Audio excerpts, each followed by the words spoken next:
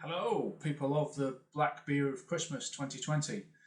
Tonight's episode 2, so beer number 3.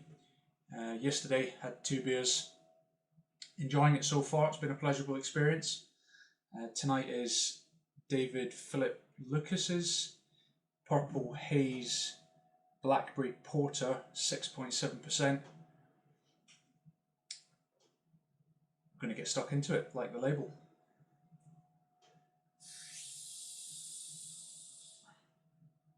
Nice amount of carbonation. These have been in the fridge now for maybe about a week. Nice and deep, rich on the nose, with some fruit in there. Yeah. Oh, definitely some blackberry there. This is exciting.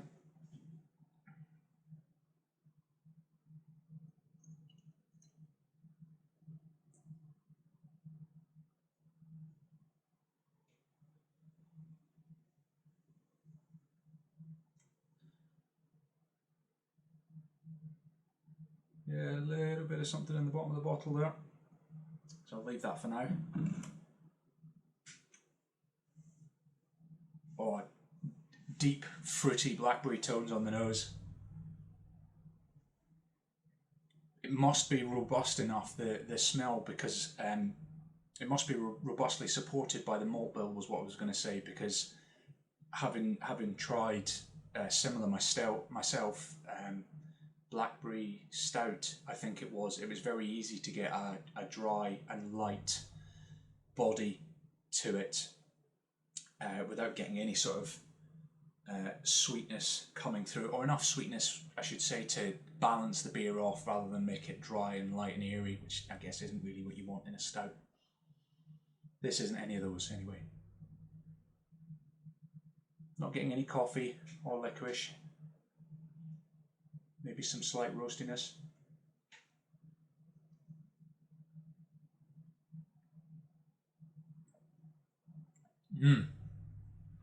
Oh, delicious. Oh, buckets of fruit. And then buckets of fruit. And then sort of burnt edges, darker grain coming through, but then quickly washed out of the way by more fruit and a very soft juicy finish around the tongue. Mate, it's a very hard thing to do that, and I know from personal experience that I certainly not been able to achieve it in a darker beer before. And you've done a porter in a way which I would say was not traditional. You kind of expect a lot more of the darker grains and a sort of I think Mr. Calderby was if that's how you pronounce your name, Matt, was talking about it. Expect some richer, toastier, darker grains in there, which there definitely is, by no mistake. However, it's kind of being held back by the amount of fruit that's there. I think that's absolutely superb.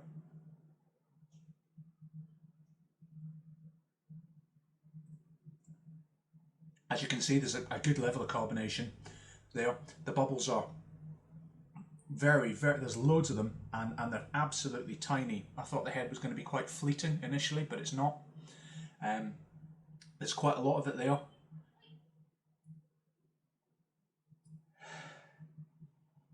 Let's see if I can get some of the good stuff in the bottom of the glass there. I'm expecting there's going to be some fruit residue and possible some of the nice taste of the yeast in the bottom of the glass there. I want to carry some of that through, see what it is. I know some people pour it out of the way. I know oh, there we go. Oh, look at that. Do you want to flake in that, sir? Smashing.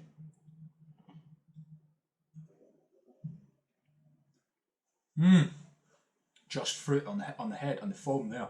Oh, lovely. Yeah, I know certainly that there was a bit too much in the black IPA. That black IPA was one of the better black IPAs I've had homebrew wise. obviously there was a filtering issue. That said, it was a very good beer. There is definitely something in the bottom of that. Whether it's yeast or not, I'd be interested to know whether that's bottle conditioned, bud.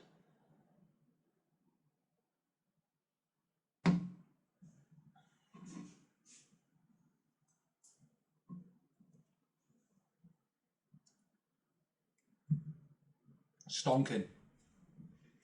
Very tasty. It is what it says on the label. Porter? Maybe not so sure. Maybe a stout, maybe a blackberry stout. Maybe not quite enough roastiness there for it to be a porter, but that's just nitpicking, to be honest. The beer itself is excellent. You've really executed. I mean, certainly if that's what you're aiming at, there's no more information other than Purple Haze Blackberry Porter on the bottle, and it's 6.7%. You wouldn't know it. It could easily be 4.5%. Very well masked. I'm gonna carry on drinking this. Tiny little bit of particulate in the bottom there, but I'm not surprised I drained the bottom of the bottle. Can't really see through it at all. I'm going to have some more of that and I'll report back in a couple of minutes. So, most of the way through the beer now. I wouldn't know whether to put it into a dry category or a sweet category. If you could let me know, mate, because I'm interested, having done fruited versions of beers myself. To be honest, I think it's my strong point is fruit beers. I'm not sure where to place this.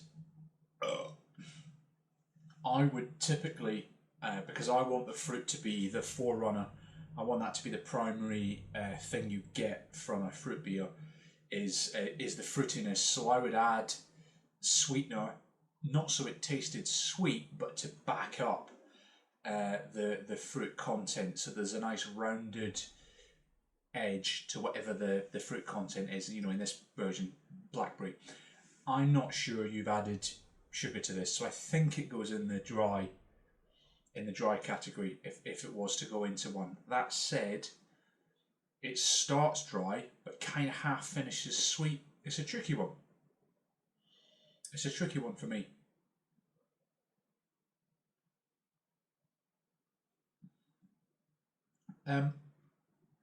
Carbonation, I would say,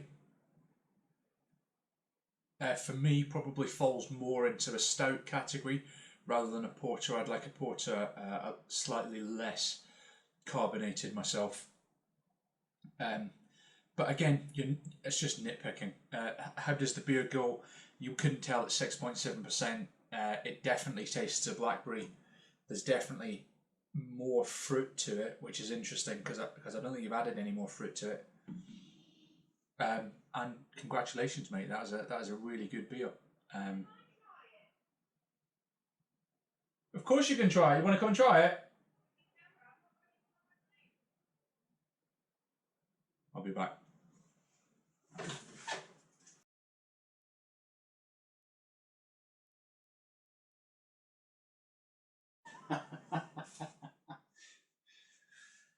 So the missus approves. She thinks she likes it, which is as good as yesterday's review. It's cold and wet, so I like it.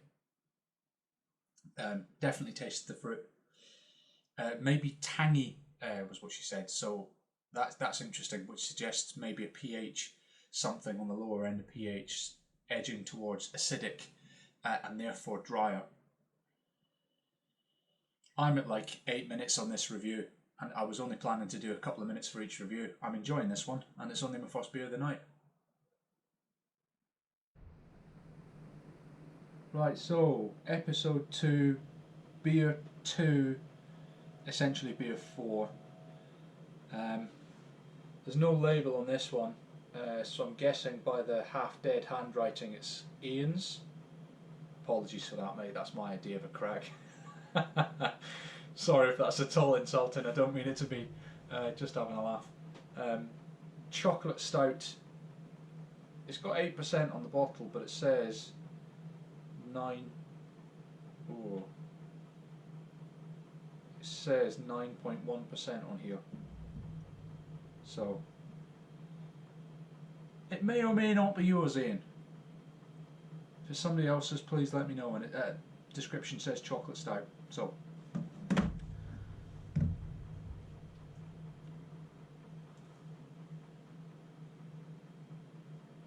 Next to fuck all through the bottle, with a lot of sediment in the base.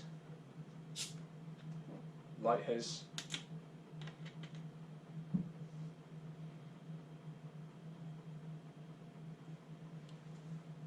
Interesting, not much on the nose. No, not getting anything on the nose there.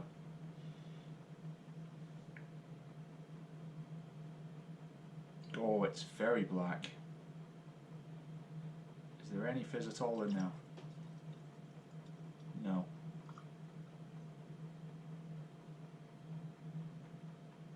By fizz I mean head. Clearly there's fizz. No, there we go. There is a lot of sediment in the bottom of that bottle. By sediment I don't mean particulate, I mean there's like yeasty goodness.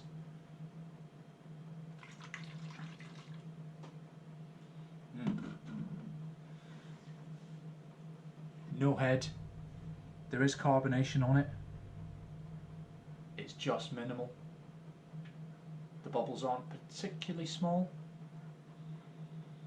And again, I'm not getting a huge amount on the nose. Apart from maybe actually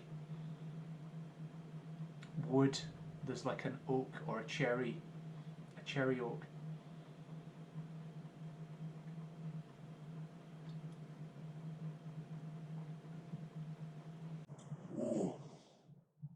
Oh, now then. If that hasn't been barrel aged, I'll eat my hat. And I don't really want to eat my hat. That is absolutely delicious. You're going to hate this one.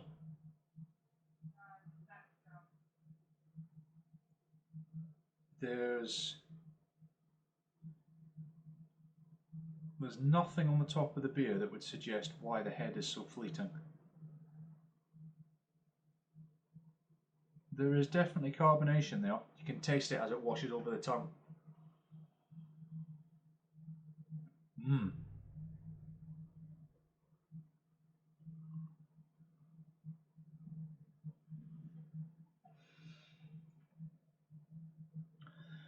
So I'm pretty sure the label says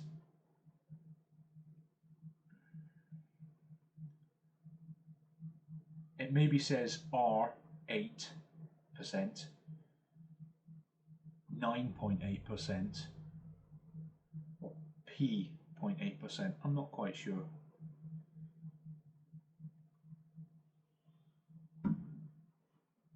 There's a deep licorice, like a subdued. It's in there, but it's not prominent. And the earth of it, the rest of it is earthiness, and wooden. It's got to be barrel aged.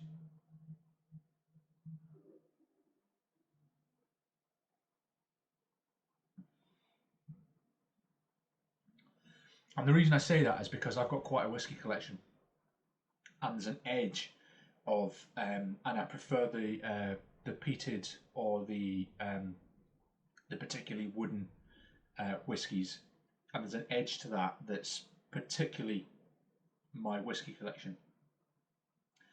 I very much like that. However, 8% or whatever it is, 9%, it doesn't taste it.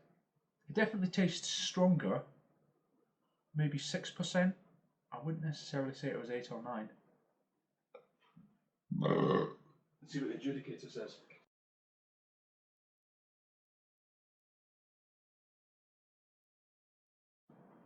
Thank you for the shit. And you. You be down in the cheap fluffy seats. I've never had a beer like this. Genuinely never had a beer like this.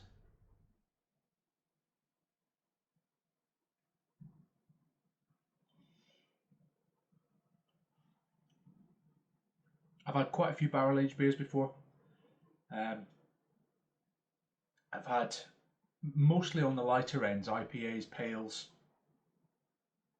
And and typically it's a white wine barrel that you get from it. There was something by Innocent Gun, maybe peated barrel age. It was something ridiculous, like £11 a bottle. Naturally, I tasted a friend's. I'm a Scot. I'm not going to pay £11 a bottle for a beer. But I would say that is up there. I'm going to spend some time mulling over that, and I'll let you know.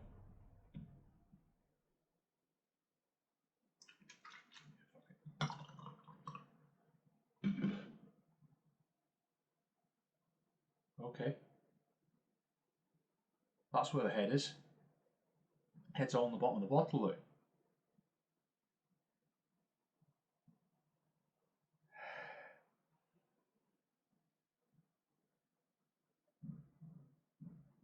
God, there's so much complexity that I'm failing to describe it, and I'm already at 7 minutes.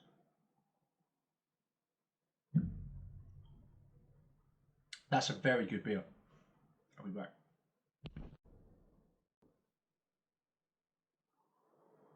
So, final thoughts on the shady, unlabelled bottle of Fuck You in the Face Imperial barrel-aged knives. My final thoughts are Ian is a sneaky bastard, and that ruined me. Completely ruined me. It was delicious, insidious, but delicious.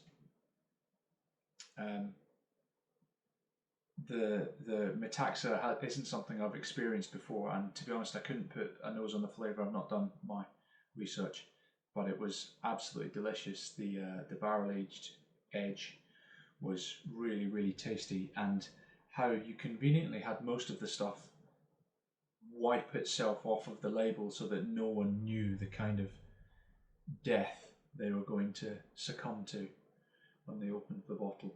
Oh yeah, this is quite tasty. Yeah, 8%, that's not too bad. Yeah. 9.8%, prick.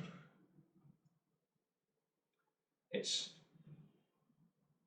about 4 hours later since I finished that, and I'm only just starting to feel a bit normal again. I was going to do another beer review tonight. I'm not going to now because I might end up on the floor. So yeah, thanks very much, Ian. It was delicious. Everybody else who hasn't had this yet, don't take it at 3 o'clock in the afternoon when you've got to go and pick your lad up from nursery. No, I didn't drive, by the way. Didn't drive. I'm not dangerous like that. So yes, thanks, Ian. It's a pleasure.